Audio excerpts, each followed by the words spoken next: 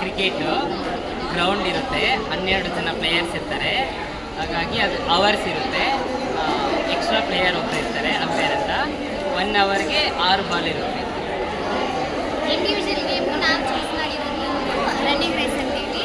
Running race ಅಂತಂದರೆ ಅದು depend ಆಗುತ್ತೆ, ಅದು ಎಷ್ಟು ಜನ ಅಂತೇಳಿ ಅದ್ರ ಮೇಲೆ ನಂಬರ್ಸ್ ಇರುತ್ತೆ. ಅದನ್ನು ಗ್ರೌಂಡಲ್ಲೇ ಆಡ್ತಾರೆ, ಹೇಳ್ಬೇಕಂದ್ರೆ ಅಲ್ಲಿ ಆಡೋ ಥರ ಇಲ್ಲ.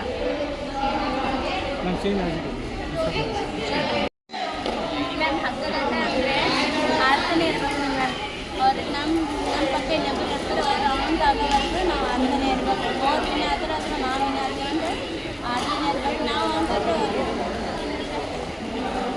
ಗೇಮ್ ಬಂದು ನಾವು ತೊಗೊಂಡಿರೋದು ಕಬಡ್ಡಿಯಲ್ಲಿ 7 ಪ್ಲೇಯರ್ಸ್ ಇರ್ತಾರೆ, 3 ಸಬ್ಸ್ಟಿಟ್ಯೂಟ್ಸ್ ಇರ್ತಾರೆ. ಅವ್ರಿಗೇನಾದರೂ ಆದರೆ ಮತ್ತು ಅಲ್ಲಿ ಬೋನಸ್ ಲೈನ್ ಒಂದಿರುತ್ತೆ, ಅದು ಟಚ್ ಮಾಡಿದ್ರೆ ನಮ್ಗೆ ಬೋನಸ್ ಪಾಯಿಂಟ್ ಸಿಗುತ್ತೆ. ಪ್ಲಸ್ ಕಬಡ್ಡಿ ಅಂತ ನಾವು ಹೇಳ್ತಾನೆ ಇರಬೇಕು. ಅದು ಯಾಕೆ ಹೇಳ್ತಾನೆ ಇರಬೇಕು ಕಬಡ್ಡಿ ಅಂತ?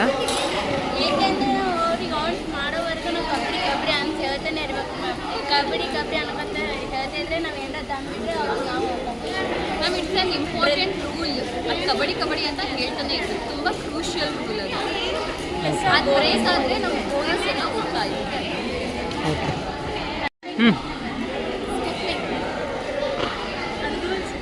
ರೂಲ್ಸ್ ಬಂದು ಇಷ್ಟು ಟೈಮ್ ಅಂತ ಇರುತ್ತೆ, ಅಷ್ಟು ಟೈಮಲ್ಲಿ ಅವರು ಆಡಿ ಇದು ಮಾಡಬೇಕು. ಸ್ಟಕ್ ಅಂದರೆ ಇದು ಇಂಡೋರ್ ಗೇಮು ಬಂದ್ಬಿಟ್ಟು ಊನೋ ಕಾರ್ಡ್ಸ್ ಅಂತಾರೆ. ಎಲ್ಲರೂ ಆಡ್ಬೋದು. 6 ಮೆಂಬರ್ಸ್ಗೆ 7 ಕಾರ್ಡ್ಸ್ ಇರುತ್ತೆ. ಮತ್ತು ಆ ನಂಬರ್ ಮತ್ತು ಕಲರ್ಸ್ನ ಚೂಸ್ ಮಾಡಿಬಿಟ್ಟು ಆಗ್ಬೋದು. Any other rules and regulations? ಇಲ್ಲ ಅದರಲ್ಲಿ 4 ಕಾರ್ಡ್ಸ್ ಡ್ರಾ ಮಾಡಬೇಕಂತ ಬರುತ್ತೆ. ನಂಬರ್ದಲ್ಲಿರೋರು ಡ್ರಾ ಮಾಡ್ತಾರೆ, ಕಾರ್ಡ್ ಹಾಕುತ್ತೆ. ಎಲ್ಲ ಅದು ಇರೋ ಕಾರ್ಡ್ಸ್ ಎಲ್ಲನೂ ನಾವು ನಮ್ಮ ಕೈಯಲ್ಲಿ ಎಂಟಿ ಆಗಬೇಕು, ಆವಾಗ ನಾವು ವಿನ್ ಆಗಬೇಕು. ಸ್ಟಾರ್ಟ್. ಇಂಡಿವಿಜುವಲ್ ಗೇಮ್ ಬಂದು ಕುಂಟೆ ಬಿಲ್ಲೆ. ಸೊ ಸಿಂಗಲ್ ಆಗ್ಬೋದು. 6 ಬಾಲ್ಸ್ ಇರುತ್ತೆ. ಸೊ ಅಂದರೆ ಬಾಕ್ಸಸ್ ಅದ್ರ ಮೇಲೆ ಕುಂಟೆ ಬಿಲ್ಲೆ ಆಗುತ್ತೆ. ಅದು ಇಂಡಿವಿಜುವಲ್ ಗೇಮ್. ಗ್ರೂಪ್ ಗೇಮ್ ಅದು ಡಾಚ್ ಆ್ಯಂಡ್ ಬಾಲ್. ಅಂದರೆ ಮಧ್ಯೆ ಬಾಲ್ ಇರುತ್ತೆ, ಆ ಕಡೆ 6 ಮೆಂಬರ್ಸ್, ಈ ಕಡೆ 6 ಮೆಂಬರ್ಸ್. ಸೊ 4 ಕಲರ್ಸ್ ಕೊಟ್ಟಿದ್ದೀವಿ, 1 2 3 4 6 ಅಂತ 6. ಸೊ ನಂಬರ್ 1 ನಮ್ಮ ತಕ್ಷಣ ಇಬ್ಬರು ಹೋಗಿ ಆ ಬಾಲ್ ತೊಗೊಂಡು ಟಿಲ್ ಲೈನ್ ಕ್ರಾಸ್ ಆಗೋವರೆಗೂ ಅವ್ರಿಗೆ ಚಾನ್ಸ್ ಇರುತ್ತೆ. ನಮಗೆ ಹಿಡ್ಕೊಂಡು ಪ್ಲೇಸ್ ಎಕೋ ಮಾಡಿ ಅವ್ರ ಬಾಲ್ ಅವ್ರ ಪ್ಲೇಸಿಗೆ ತಗೋಬೇಕು. ಸೊ ಅದು ಗೇಮ್. ಇಂಡಿವಿಜುವಲ್ ಗೇಮ್ದು some more rules and regulations? Regulations ಅಂದರೆ ಅದು ಸಿಂಗಲ್ ಆಗಿ ಆಡ್ಬೋದು. ಅಂದರೆ ಅಟ್ ಎ ಟೈಮ್ 5 ಬಾಕ್ಸನ್ನು ಕವರ್ ಮಾಡ್ಬೋದು, ಅಥವಾ ಔಟ್ ಆಗಿದ ತಕ್ಷಣ ಇನ್ನೊಂದು ಚಾನ್ಸ್ ಇರುತ್ತೆ. ಸೊ ಆ ಥರ ರೂಲ್ಸ್ ಆ್ಯಂಡ್ ರೆಗ್ಯುಲೇಷನ್ಸ್. ಬೇರೆ ಯಾರಾದರೂ ಏನಾದರೂ ಆ್ಯಡ್ ಮಾಡಬೇಕಾ?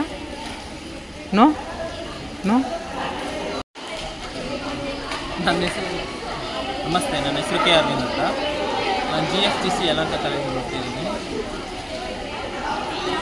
ನಾನು ಮಾತಾಡ್ತಿರೋದು ಟೀಮ್ ಗ್ರೂಪ್. ಈ ಟೀಮ್ ಗ್ರೂಪಲ್ಲಿ ನಾವೆಲ್ಲರೂ ಸೇರಿ ಆಯ್ಕೆ ಮಾಡಿರೋಂಥದ್ದು ಖೋಖೋ ಅಲ್ಲಿ 12 ಜನ ಇರ್ತಾರೆ.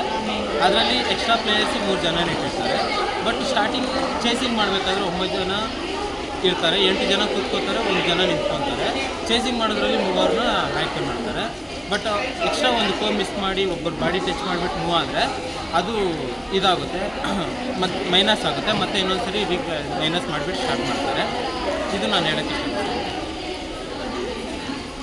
ಇಂಡಿವಿಜುವಲ್ ಗೇಮ್ ಬಂದ್ಬಿಟ್ಟು ಕುಂಟೆ ಬಿಲ್ಲೆ. ಅದು ಕುಂಟೆ ಬಿಲ್ಲೆಗೆ ಬಾಕ್ಸಸ್ ಎಲ್ಲ ಆಗೋದು. ಮತ್ತು ಅದರಲ್ಲಿ 2 ಟೈಪ್ಸ್ ಇರುತ್ತೆ. ಒಂದು ಬಾಕ್ಸ್ ಟೈಪು, ಇನ್ನೊಂದು ನಂಬರ್ಸ್ ಇರುತ್ತೆ. ಮತ್ತು ಅದರಲ್ಲಿ ಜನ ರೂಲ್ಸ್ ಬಂದು ಒಂದ್ಸಲ ಔಟ್ ಆದರೆ ಅವ್ರು ಆಪೋಸಿಟ್ ಪರ್ಸನ್ ಆಡ್ತಾರೆ.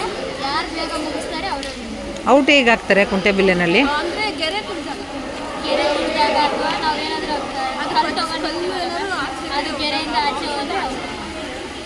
ಅದು ಏನೋ ಕ್ರಾಸ್ ಮಾರ್ಕಿಂಗ್ ಎಲ್ಲ ಮಾಡ್ತಾರಲ್ಲ ಕುಂಟೆಬಿಲ್ಲೆನಲ್ಲಿ, ಅದು ಏನು ಮಧ್ಯ ಮಧ್ಯದಲ್ಲಿ ಒಂದೊಂದು ಸತಿ ಕ್ರಾಸ್ ಮಾರ್ಕಿಂಗ್ ಮಾಡ್ತಾರಲ್ಲ? ಸ್ಟೆಪ್ಸ್ ಎಲ್ಲ ಕಂಪ್ಲೀಟ್ ಮಾಡಿದ್ಮೇಲೆ